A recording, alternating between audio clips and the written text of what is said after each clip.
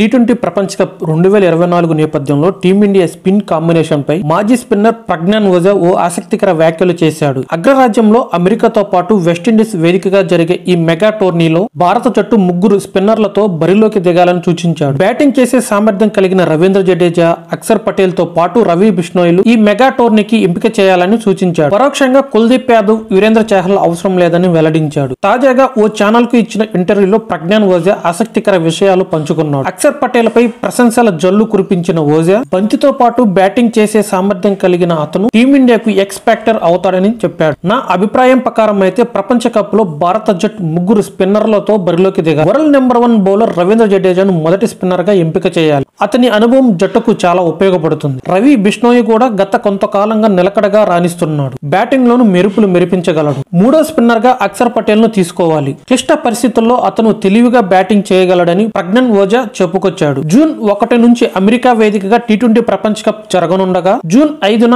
Ireland తో team India తొలి match ఆడుతుంది. ఇక ఈ మెగా టోర్నీకి ముందు టీమిండియా ఒకే ఒక్క టీ20 సిరీస్ ఆడుతుంది. అది కూడా ప్రస్తుతం ఆఫ్ఘనిస్తాన్ తో జరుగుతున్న సిరీస్. ఈ సిరీస్ లో ఇప్పటికే 2 మ్యాచ్లు జరగగా టీమిండియా రెండిట్లోనూ విజయం సాధించింది. ఈ 2 మ్యాచ్ల్లోనూ రవి బిష్నోయ్ కి అవకాశం దక్కింది. ఈ సిరీస్ కు రవీంద్ర జడేజా దూరంగా ఉండగా కుల్దీప్ యాదవ్ కు తొలి 2 మ్యాచ్ల్లో అవకాశం దక్కలేదు.